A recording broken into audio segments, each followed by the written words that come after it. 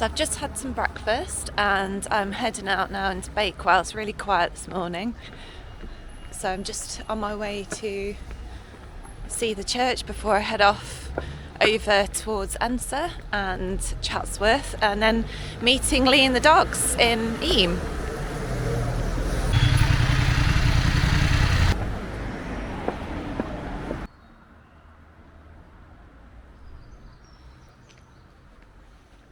I'm taking a little back route up to the All Saints Church here in Bakewell. Day 3 of the peak pilgrimage. I'm ready. I'm fueled up on some breakfast, had some croissants this morning for a change and some fruit compote and yoghurt. Really, really good breakfast. And just need to find the church now, somewhere around here. I have to say, I think this church gets top spot when it comes to views.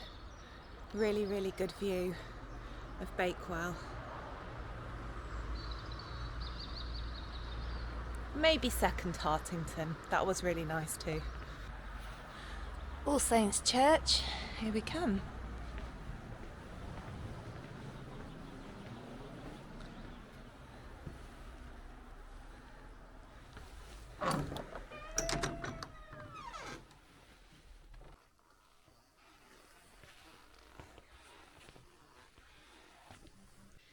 This church really reminds me of the layout of St Mary's in Attenborough where I live. We've only been there once or twice, but it's very, very similar. Smaller than this, but it's very lovely. There's some candles lit over there. Can hear the bells. The bell just went. I think that must be a town clock.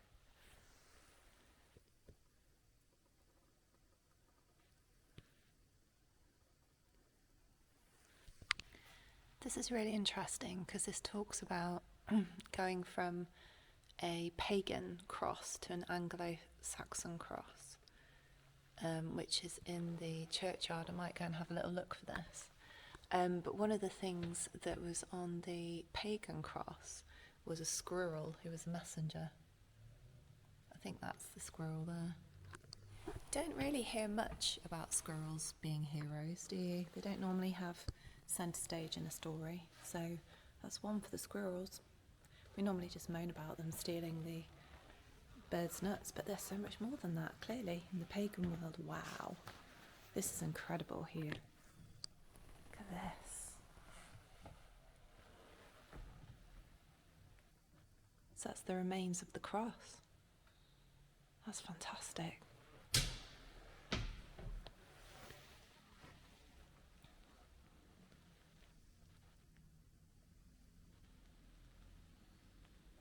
There are so many medieval stones here, it's incredible the amount of history.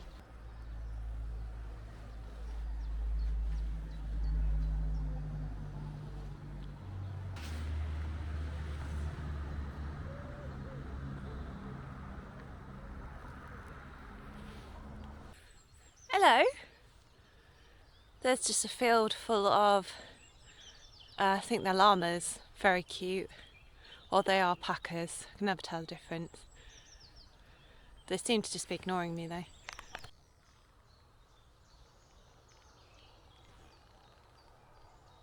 I've left Bakewell behind now, and I'm walking through some really lovely woodland which is full of bluebells on my way to Edensor. Just immerse yourself in these sounds.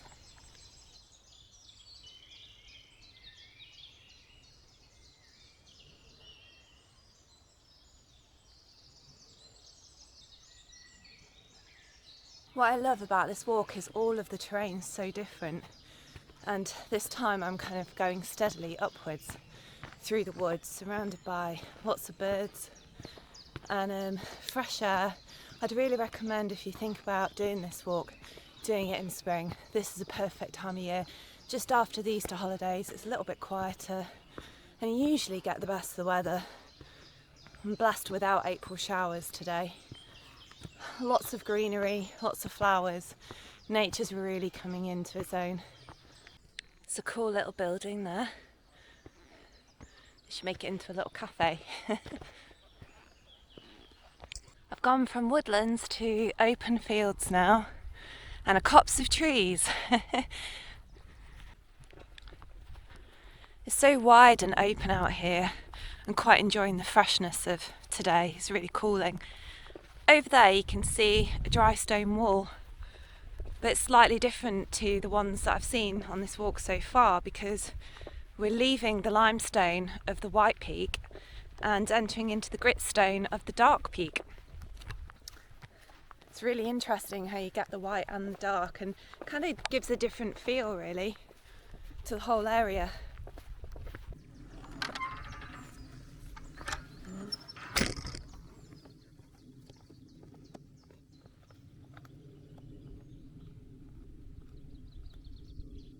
I love these Scots pine trees, absolutely love them.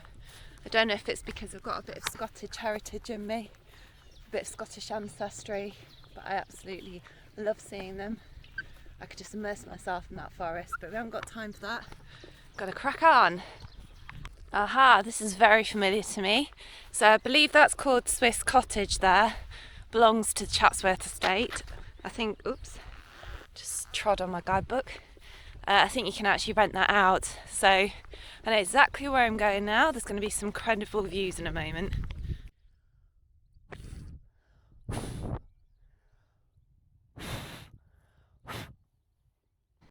This is a beautiful piece of woodland that you walk through before you come to more open fields. And up there in the trees are my favourite bird, long-tailed tits. They're so beautiful. They just make a really light sound. They're very light little acrobats. They just seem to fall from branch to branch and are so hard to pick up on camera. But I'm watching one now, so that's made my day. And there we have it, the beautiful Chatsworth house and all its grounds. I can see the hunting tower from here. It's just about there. Chatsworth's here. It's probably quite hard to see on the camera.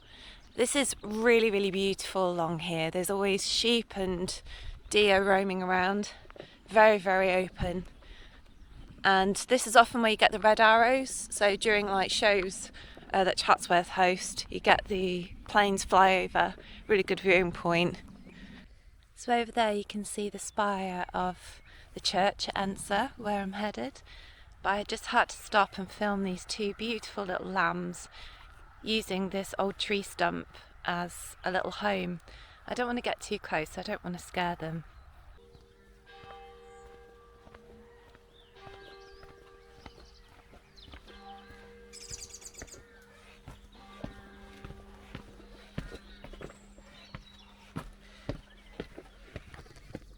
That was a really lovely entrance into Edensor. This is a beautiful, beautiful little, I don't know what you call it, village, hamlet. Part of the Chatsworth estate, and it's one of my favourite places.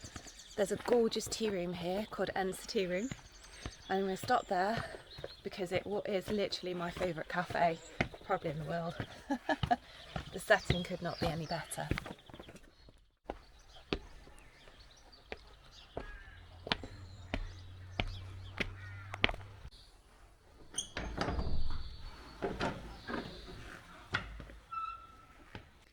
This is St Peter's Church in Edensor, and as soon as I walk through the door I just smell flowers. It smells absolutely beautiful in here. It's a gorgeous little church. There's a little swallow's nest just up here in the porch of St Peter's in Edensor, and I just saw the little things flying around just as I entered, but I didn't manage to get them on camera.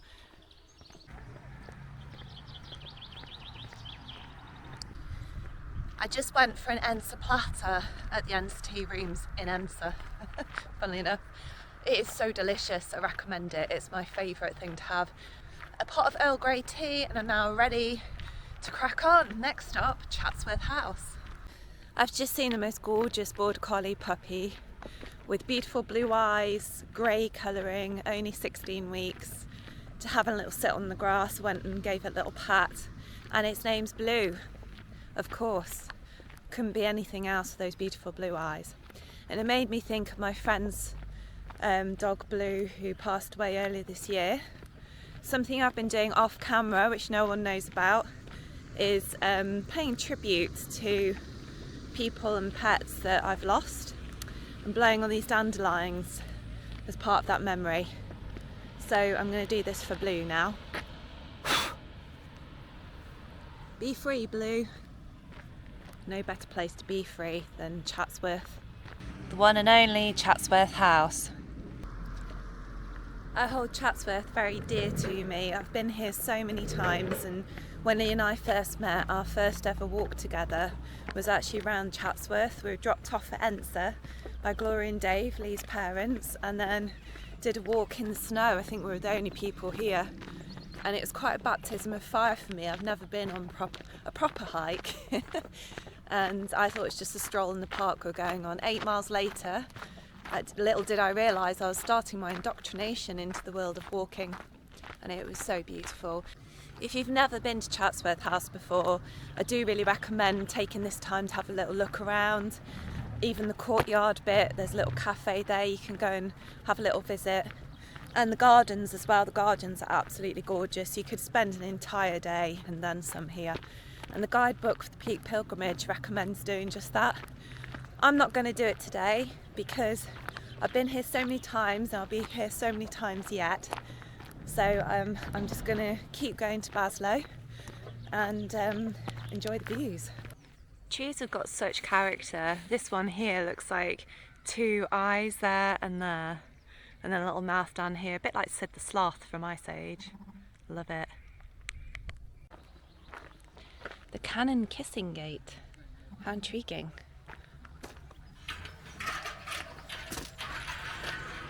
I've got a real spring in my step now. It's probably the Edensor platter that I just had.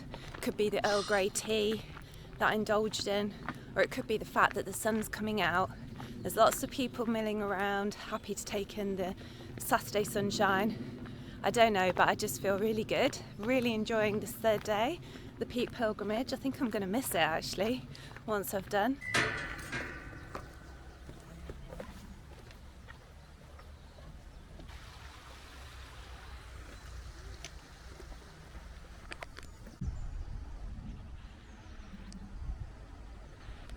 Just arrived at St Anne's in the lovely Baslow. Let's go in and take a look. Baslow is quite a busy little town. It's beautiful, but it is bustling with people and traffic. And as soon as you come in the church, it's cool, it's peaceful, there's that smell of flowers again. It's kind of a welcome little refuge.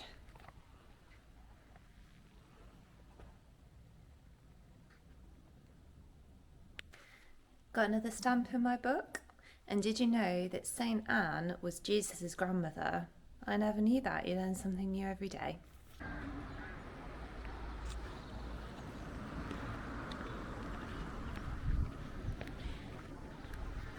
Headed away from Baslow now, across this lovely old stone bridge.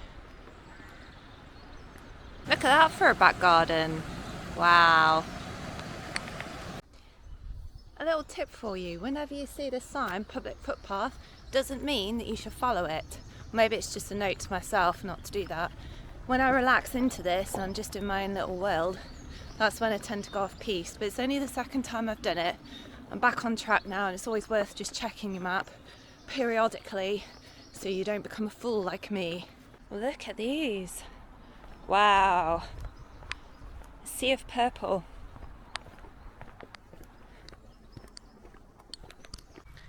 Over there, why can't I say that properly? Over there in yonder distance is Curbar Edge. Now when you get to Baslow, you've got a choice. You can either go over the edges, which is a few more miles and a little bit more strenuous, or you can stick to the valley. I have done the edges before, I'll confess, and I think if I had a little bit more time today, I might have gone for it. But do you know what?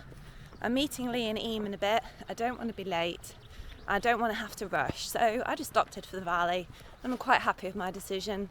The guidebook asks you at this point, when you see the edges, do you feel frustrated that you maybe should have taken that path, or do you feel at peace with your decision? I feel at peace with my decision. I think it was the right one. I think.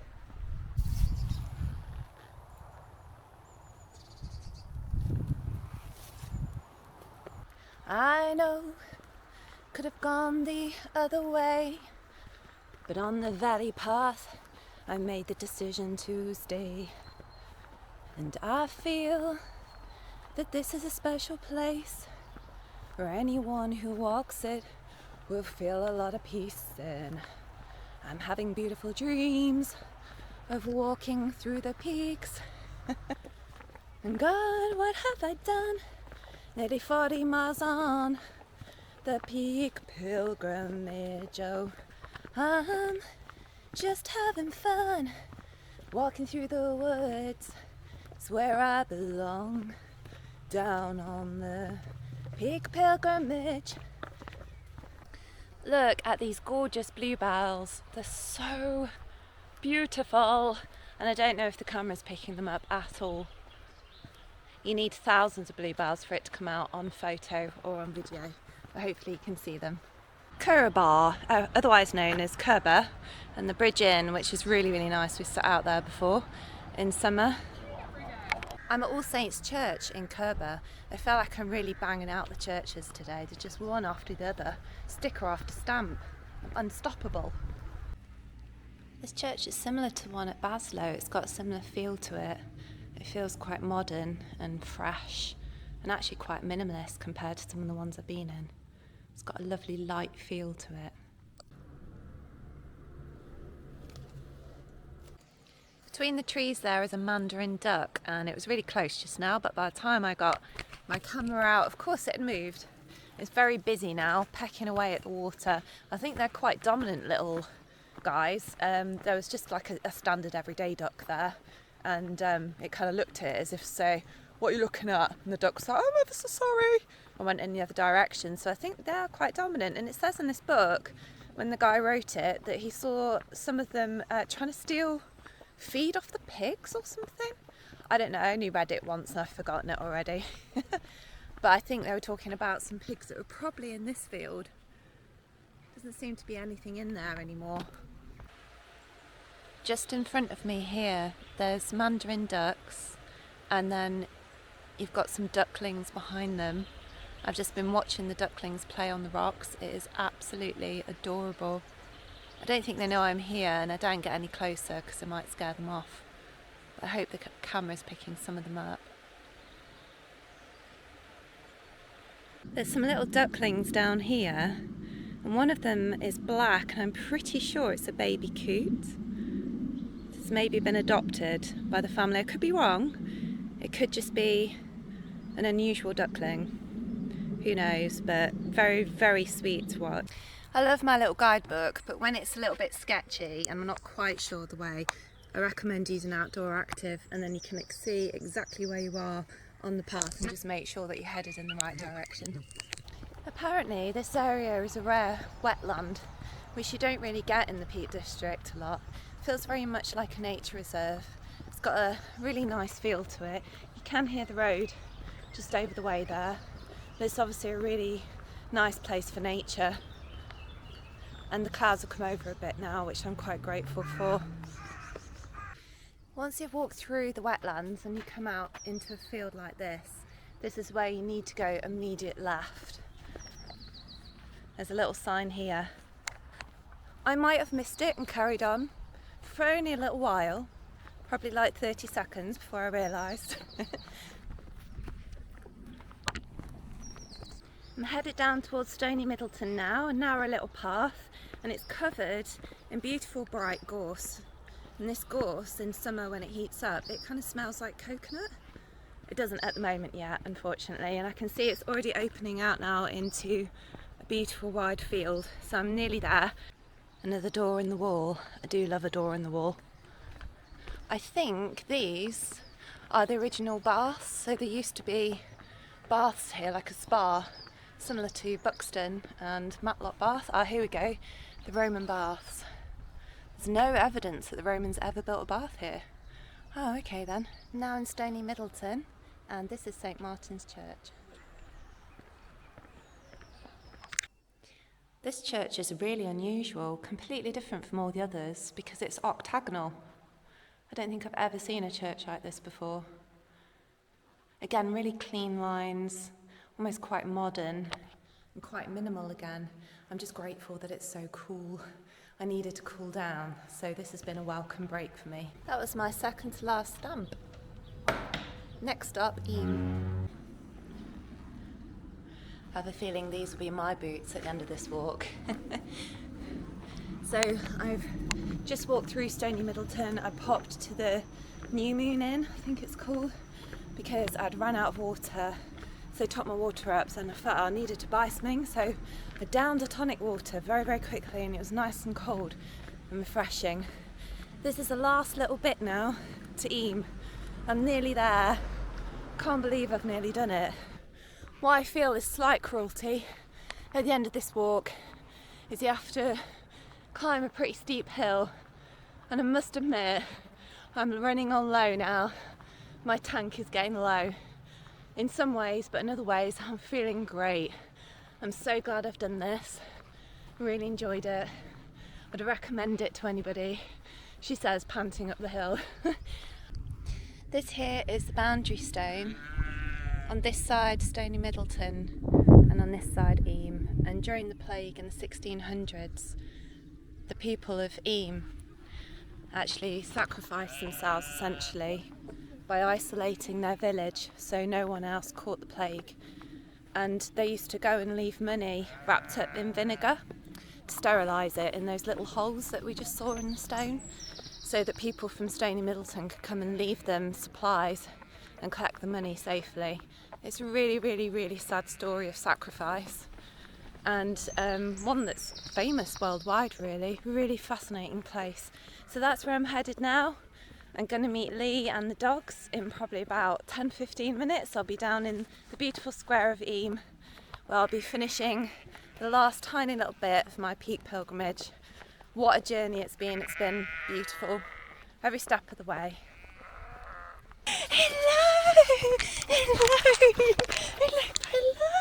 Hello Stanley.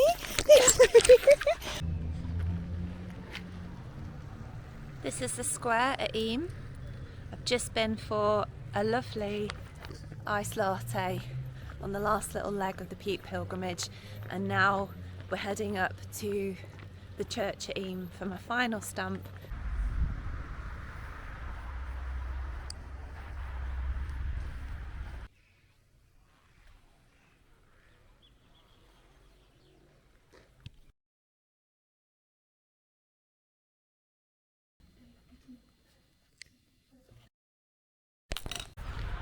Here I am at St Lawrence in Eyam. This is the final church, peak pilgrimage. I've completed it. I've enjoyed every step of the way. What a journey. Absolutely loved it, and I recommend it to anybody who's thinking of doing it.